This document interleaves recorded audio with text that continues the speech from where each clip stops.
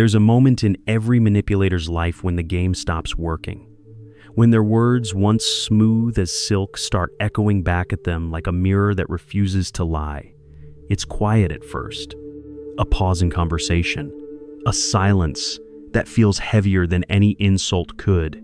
And in that silence, something begins to crumble, not on the outside, but within. You know that kind of person, don't you? The one who twists emotions until you start questioning your own reality. The one who makes you feel guilty for feeling hurt. Maybe you've loved one. Maybe you've been one. Or maybe, somewhere deep down, you've caught yourself using control as a shield because being vulnerable felt too dangerous. That's where this story begins, not in a therapist's office, not in a book about human behavior, but in the quiet collapse of someone who thought they were always in control. Imagine this. Someone who's mastered the art of charm.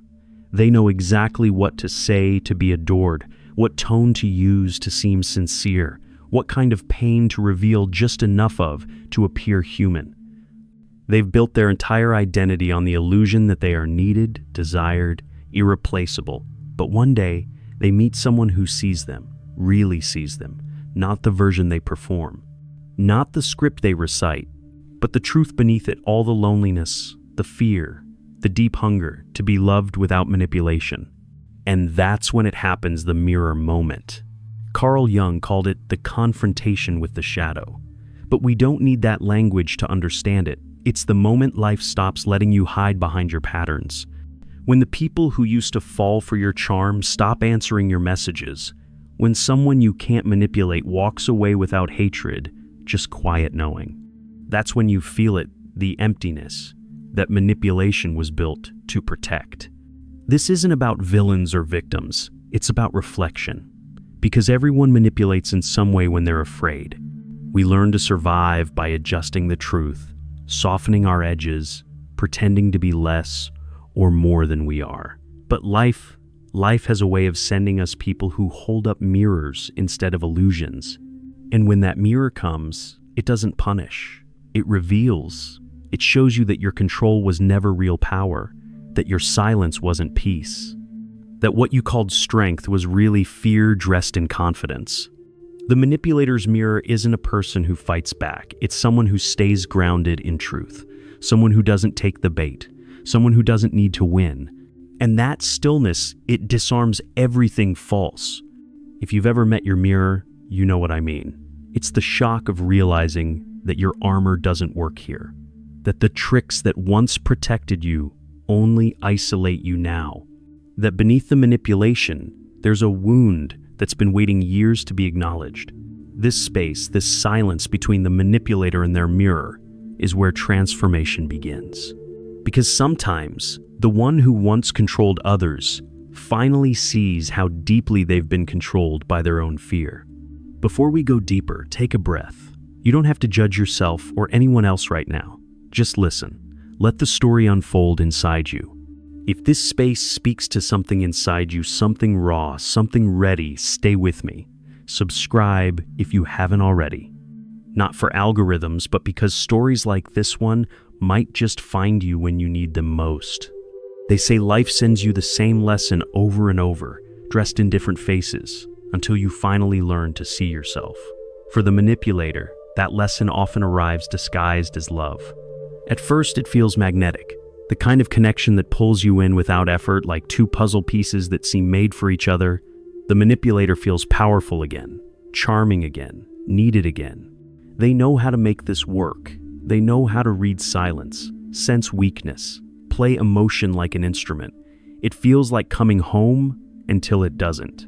Because this time the other person doesn't bend. They listen, but they don't absorb.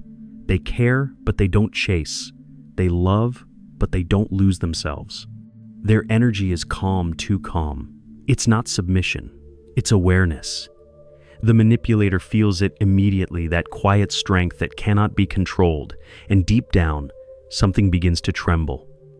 This is what meeting the mirror feels like. It's disorienting, unsettling, because you're no longer the smartest person in the room, not because they outthink you, but because they see you completely. They see through the charm, through the story, through the wounds disguised as pride. At first, you might laugh it off. Tell yourself they're cold, detached, arrogant. But underneath that judgment, a truth stirs. They're not detached. They're simply not afraid. And that is the one thing the manipulator cannot handle. Someone who is not afraid to lose them. There's a moment, a conversation, a look, a silence when the mirror finally speaks. Not in anger, but with quiet honesty. "You don't have to control me to be safe," they say. And those words hit harder than any confrontation ever could, because they echo something the manipulator has never believed, that they could be loved without performance. But for someone who spent a lifetime surviving by control, letting go feels like death. The mirror becomes a threat not because they hurt you, but because they show you the truth about yourself. That every mask you've worn was protection from a fear too deep to name, the fear of being unseen.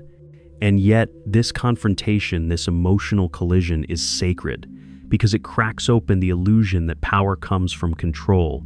In that crack, something softer starts to emerge. Grief, shame, longing. The things manipulation was designed to hide. Maybe you've been on either side of this mirror. Maybe you've been the one trying to love someone who always kept you at arm's length. Or maybe you've been the one pushing people away the moment they got too close. Either way, this is the moment the story begins to turn. Because when the manipulator finally meets their mirror, they're given a choice. Keep playing the old game, or finally meet themselves. And here's the paradox: the mirror doesn't stay to fix them. The mirror stays just long enough to show the reflection, then quietly steps back. Because transformation doesn't happen when someone saves you. It happens when someone refuses to play along with your illusions. The pain that follows is unbearable at first. You start to see how much of your identity was built on pretending.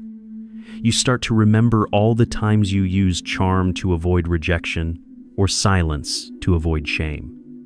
It's like every lie you told yourself suddenly demands to be seen. But there's a strange beauty in that collapse, because it's honest. For the first time, there's no performance left, just the raw, trembling truth of a person who no longer wants to manipulate, but doesn't yet know how to love. And maybe that's what healing really is, learning to love without needing control.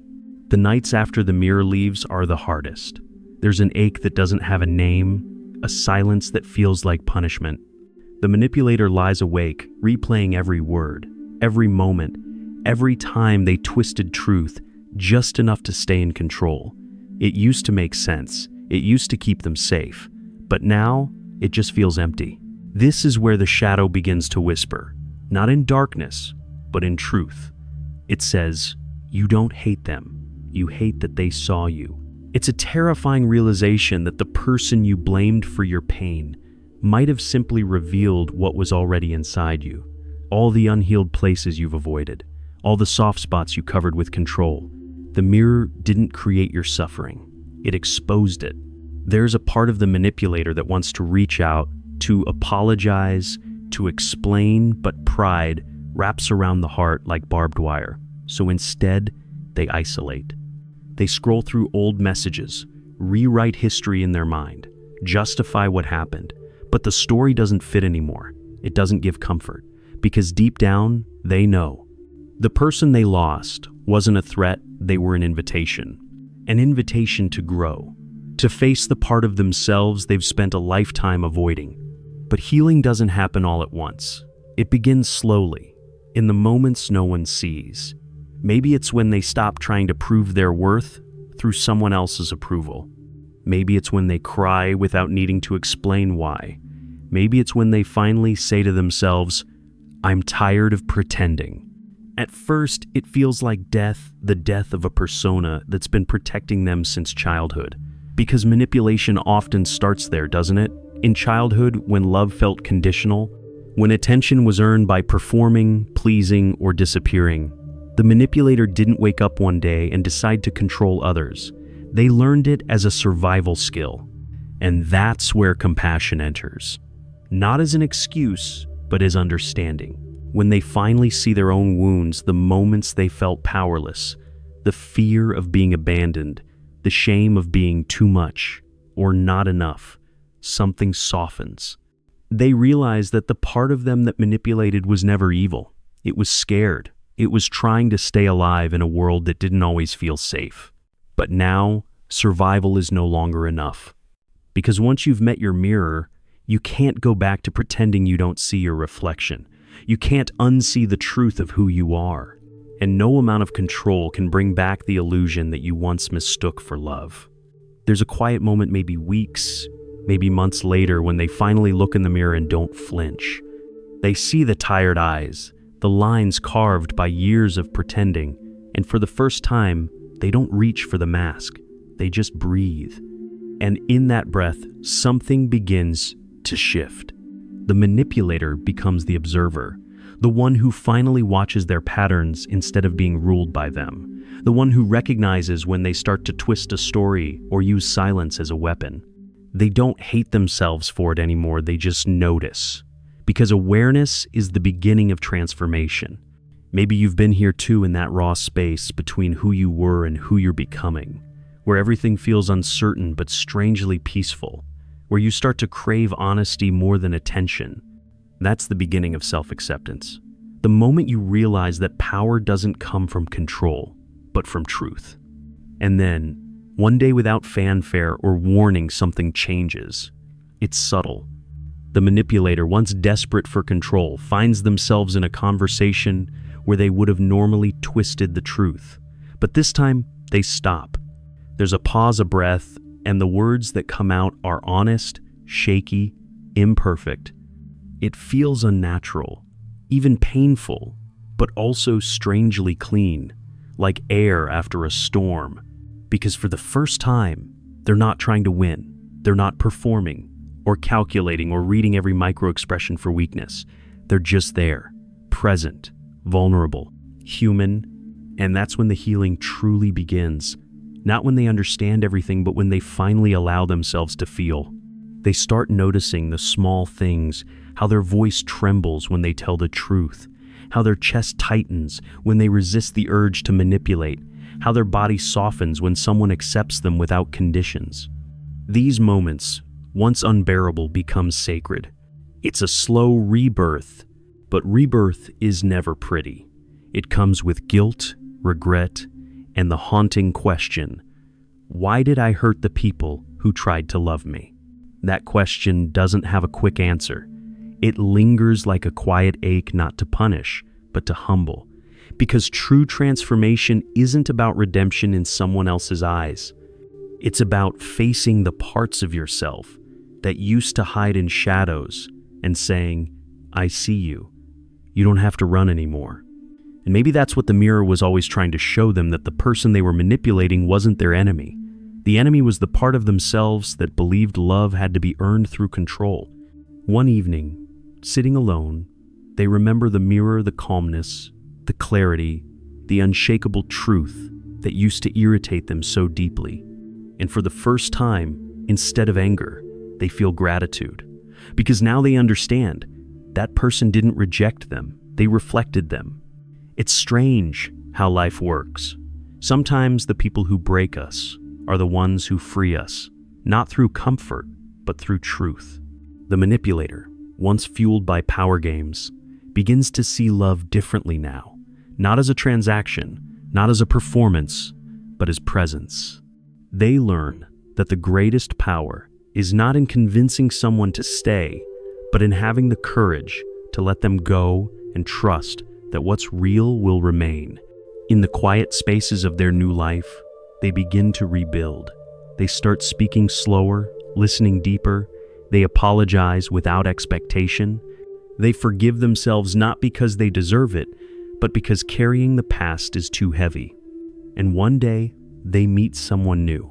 But this time the energy is different. There's no chase, no performance, no need to be adored. They're not trying to impress or control, they're simply curious, open. They feel fear, of course.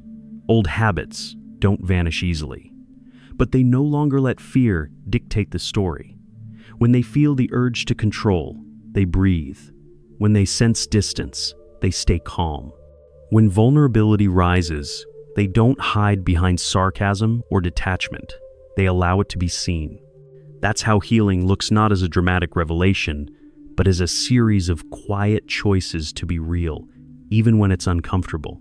And maybe that's the gift the mirror gave them, the courage to face themselves without running. The realization that love without control is not weakness, but the truest strength there is. There comes a day when the air feels lighter.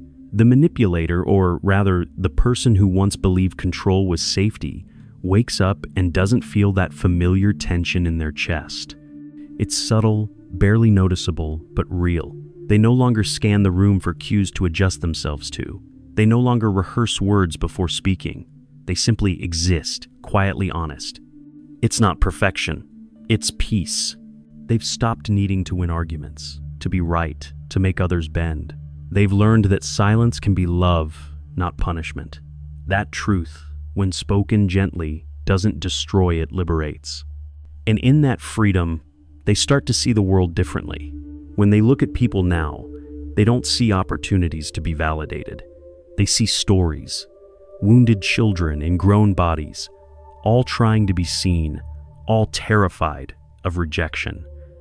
They start to notice how common it is, the dance between control and fear.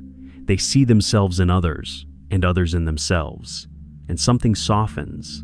Forgiveness, not the kind that demands closure from others, but the kind that whispers, "You didn't know better back then." There's a quiet afternoon where they revisit old memories, messages, photos, words they wish they could take back. They don't turn away this time. They let the shame wash over them. They don't justify or rewrite. They just feel. And in that stillness, they begin to understand that healing isn't about erasing the past. It's about owning it without drowning in it. The manipulator has become the mirror, not in arrogance, but in truth. They've learned to see without judgment, to listen without fixing, to love without possession. The reflection they once feared now lives within them, because that's the essence of young shadow, not a monster to defeat, but a part of you longing to be integrated, to be seen, not shamed, to be loved, not controlled. Now, when they meet people, they no longer crave admiration. They crave authenticity. They'd rather have a raw conversation than a polished performance. They'd rather lose someone for being honest than keep them by pretending. That's when you realize you can't manipulate and love at the same time, because manipulation comes from fear, and love can't breathe in fear's presence. It doesn't mean they never slip. Sometimes old patterns whisper, tempting them to play safe again, but awareness has become their anchor. When they catch themselves reaching for control, they smile gently, not with shame, but with compassion. "I see you," they whisper to the part that's still afraid. "But we don't need to do that anymore." That's growth, not the absence of shadow, but the dance with it. They may never hear from the mirror again, but they carry that reflection wherever they go. It shaped them. It awakened them. It taught them that the truest confrontation isn't between people, it's between who you are and who you pretend to be. And if you're listening right now, maybe you've met your mirror too. Maybe it was a lover, a friend, a moment that cracked you open. Maybe you hated them for it. Maybe you still do. But one day, you might thank them, because they didn't destroy you, they introduced you to yourself. So if your heart feels heavy, if you're sitting in that lonely quiet where everything inside you hurts, stay there. Don't run. That ache is not punishment, it's rebirth. The part of you that needed control is dying, and something far more beautiful is being born. You're not broken, you're awakening. And maybe that's what all this was for, not to teach you how to protect yourself, but to show you that you were never meant to live behind armor. Because love, in its purest form, is not about holding power, it's about holding presence. So breathe, forgive, and when you look in your own mirror tonight, don't turn away. Look closely. You might just see the beginning of everything real. Thank you for being here, for listening, for feeling, for allowing space in your heart for stories that heal. If this resonated with you, share it with someone who might need to hear it. And if you'd like to walk deeper into reflections like this, stay close, subscribe, Stay present, stay honest. Your mirror might just be closer than you think.